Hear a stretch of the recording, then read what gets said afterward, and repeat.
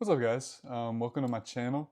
Today I want to make a video talking about how to find your style.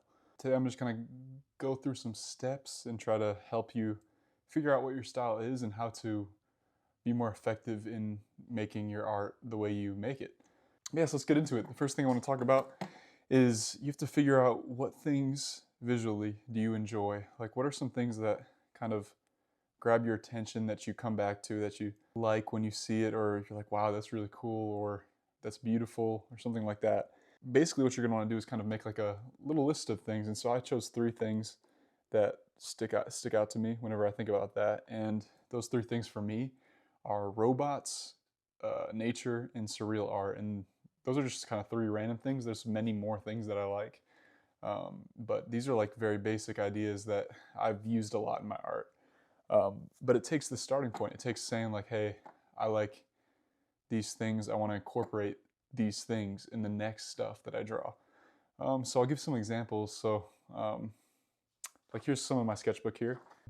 And so I think this is a good example because it kind of shows some consistent styles that I tend to like. Sort of these robots and these organic shapes like combined in the same picture together. Here's another one right here. Here's one of the pieces I made. It's a giant like robot in the woods.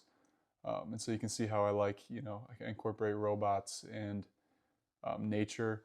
And my third one was also a surreal art. And so I really like the surreal, like meaningful but weird art styles, like things that don't really necessarily make sense until you start looking into it, or you see it from a sort of a feeling, and I'm trying to like portray that feeling in the art, I guess you could say. It's something I tend to do a lot.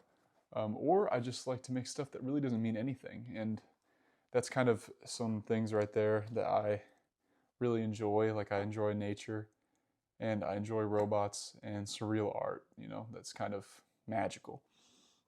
And so once you got your three things or a couple things, if you make a list of things, that's a good start because now you can say like, hey, okay, I like these things. I'm going to draw these things because I know that they'll keep me interested and they'll keep me coming back to draw more.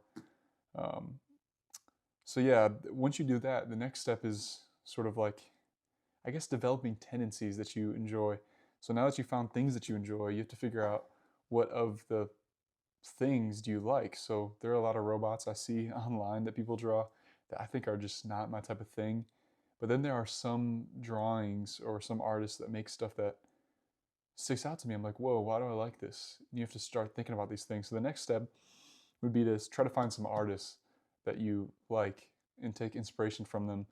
And so one of the artists for me was a guy named James Jean, and he makes this very like smooth, flowy lines, surreal colors in his art that I really like. And that was very inspirational to me. So like a piece like this, my trees, like the way I do all these crazy lines and stuff like that, I'd say that was inspiration.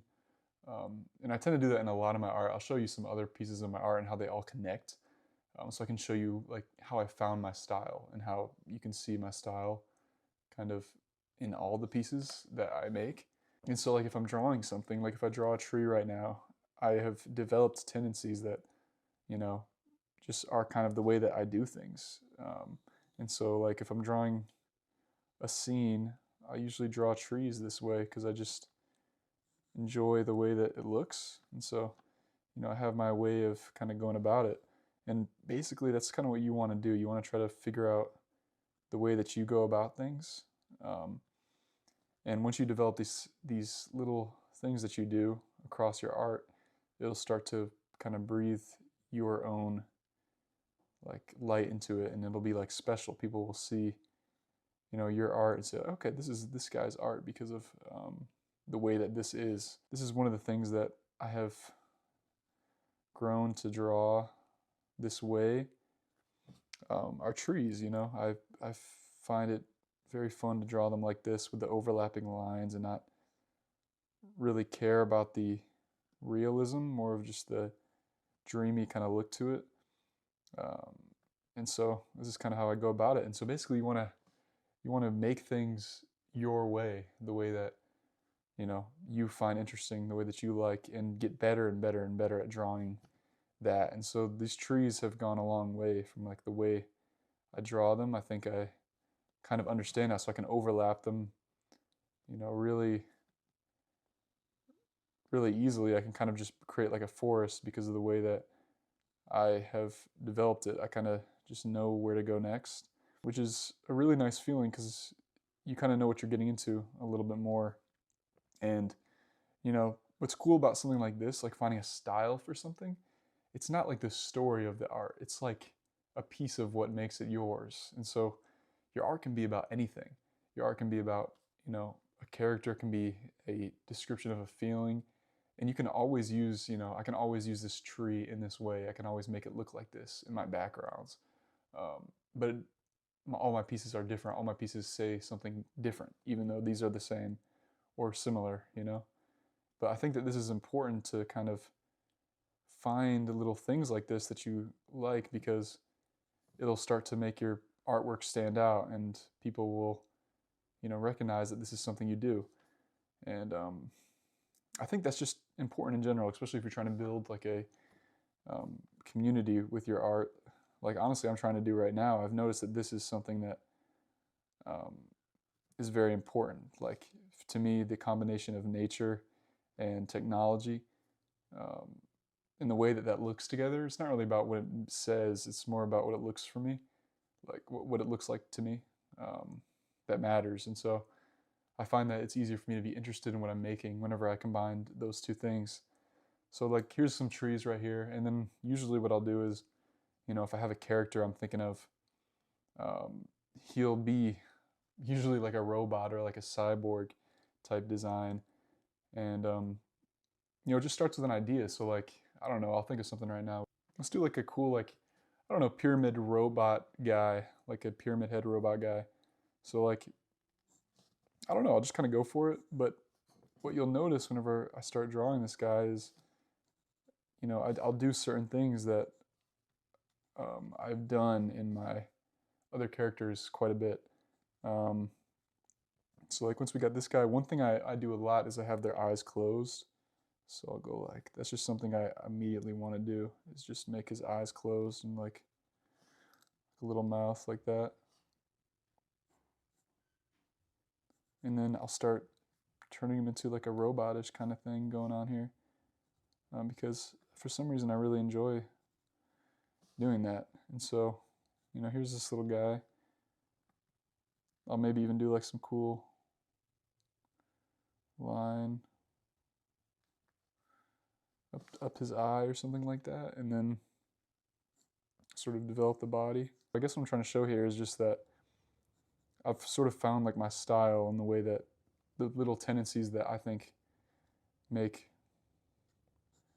my art my art. And for me, it's like this really dreamy looking design. And then I also like to do like wiry arms. So like do like these almost like muscle fiber looking arms, and then put like wires building up from the sides of them like this, kind of overlapping, because I think it looks really cool. But all these little things that I do, they start defining who I am as an artist. And so that's kind of what you want to figure out for yourself. What are these little things that you do that make your art look like your art? And like I've definitely showed you some pictures already in the editing of this video, and so you'll see like this is a character I would draw right here because of the other stuff that I had made. But like this is a character I would draw from like the stuff that you saw. This is something I would draw, and he'd be like in the woods, maybe holding like a flower or something like that, like like a little flower here. And that's pretty cool to me. That is something I would draw. This is what I like, which is cool to me, but it's not going to be cool to everybody. You need to find what is cool to you. Um, and I think this is a perfect example, because I would combine all these things right here and turn it into an art piece. So yeah, that's kind of my little demonstration of like kind of how I've come to my styles and how I end up drawing stuff like this and the other stuff on screen. If you're looking for that consistency in your art, those elements that stay the same, that represent you, then it's going to take awareness of what you're drawing, and sort of like marking down in your brain or even on like paper, like, okay, I like this. I like that I just did that.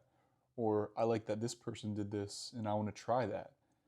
And when you try that, what's cool about you trying something someone else has made, like something that you like in their art, you may develop it in a different way. And so for me, these flowy lines that I got from James Jean are still unique to me, even though I was inspired by that. I was like, "Ooh, I'm gonna try doing like smooth, flowy lines that I just like the way that they look, just the way they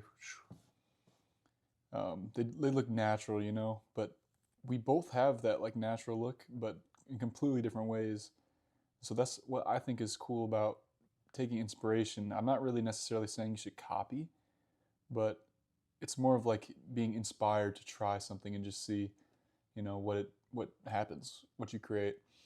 But yeah, if this video helped you, if it got you thinking or on the path to starting to think about the art you're making, then that makes me happy. Glad you got something out of this video if you did. And I'll see y'all later. Thank you for watching.